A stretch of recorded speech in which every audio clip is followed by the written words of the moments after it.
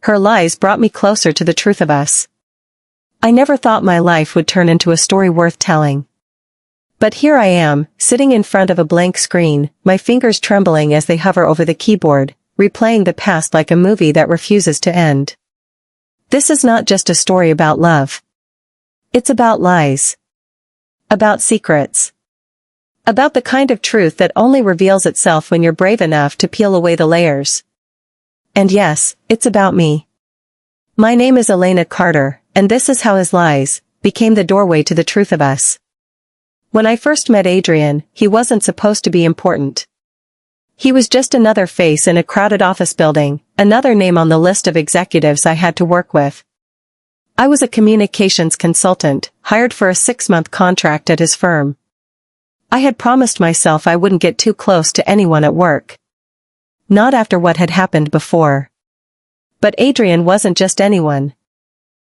The first time he walked into the boardroom, his presence stole the air from the room. Dark hair, sharp jaw, an elegance that wasn't just about his expensive suit, it was the way he carried himself, like he owned not just the company, but the space around him. And then he looked at me. Really looked.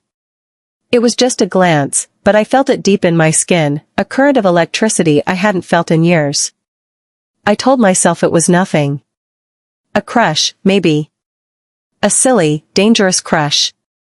But from that moment on, he was everywhere, his voice in meetings, his laugh echoing in the hall, his eyes finding mine across the room when no one else was watching. And then came the first lie. It started small. One morning, he accidentally bumped into me at the cafe downstairs. He insisted on paying for my coffee, even though I told him it wasn't necessary. "It's just coffee," he said with a smile that made my heart stumble. But it wasn't just coffee.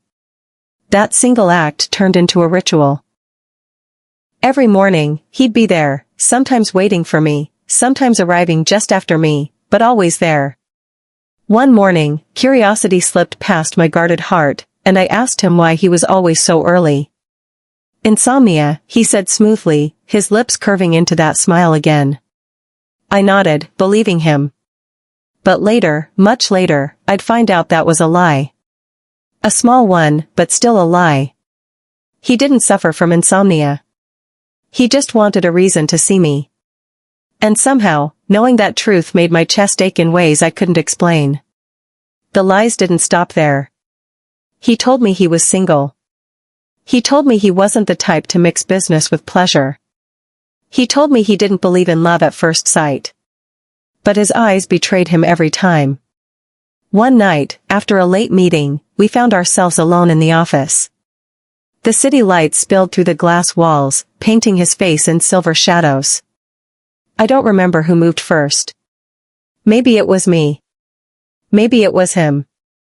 But suddenly, we were close, too close. His hand brushed mine as he handed me some papers, and the air cracked open between us. "Elena," he whispered, like my name was a secret he wasn't supposed to say. I should have stopped him. I should have walked away. But instead, I let him kiss me. It wasn't gentle. It wasn't polite. It was raw, hungry, desperate, the kind of kiss that makes you forget your own name. My back pressed against the glass wall, his hands anchoring me like he was afraid I might disappear. And in that moment, I didn't care about the lies. I didn't care about the rules. I just wanted him. But desire comes with a price. The next morning, he acted as if nothing had happened. He sat across the table in the boardroom, his voice calm, professional, detached. I hated him for it. But later that night, he showed up at my apartment. No warning. No excuses. Just him, standing in the hallway like a storm I had secretly prayed for. "I can't stay away from you," he confessed. And just like that, I let him in, not just into my home, but into my life. Our nights were fire. Our mornings were tangled sheets and whispered promises. But in the daylight, he was careful, calculated. And the lies grew bigger. I started noticing things. Late-night phone calls he wouldn't explain. Messages on his phone he quickly hid. Moments when his smile seemed forced, his eyes distant. "Who was that on the phone?" I asked once. "Just work," he said. But his tone told me otherwise. Something was wrong. Something he wasn't telling me. And I couldn't shake the feeling that his lies were about to break us. The truth came crashing down one evening when I decided to follow him. I hated myself for doing it, but my instincts wouldn't let me rest. He left the office around 7, saying he had a late conference call at home. Instead of going home, he drove across the city, to a quiet neighborhood I didn't recognize. I parked a few blocks away and watched from a distance. My heart pounded as I saw him walk up the steps of a house, and a woman opened the door. She hugged him. Too closely. Too comfortably. My chest tightened. Was this his wife? His girlfriend? Had I been nothing but a distraction? I felt sick. Betrayed. Stupid. But then, I saw something that made my heart stop. The woman wasn't his lover. She was his sister. And the small boy who ran into his arms, calling him daddy, wasn't hers. He was Adrian's son. Adrian had a child.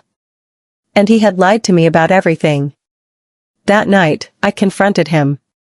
He didn't deny it. "Yes, I have a son," he admitted, his voice breaking. "His mother died 2 years ago. I didn't tell you because I didn't want you to see me as broken. I didn't want pity. And I didn't want you to run away." Tears blurred my vision. "So you lied to me instead?" "I lied," he said softly, "because I was terrified of losing you before I even had you." And in his eyes, I saw the truth. He wasn't lying to hurt me. He was lying to protect himself. To protect us. In that moment, I realized something I never expected. His lies had led me closer, not farther, to the truth of who he really was. A man who loved fiercely. A man who had lost too much. A man who was afraid to be vulnerable again. And I loved him all the more for it.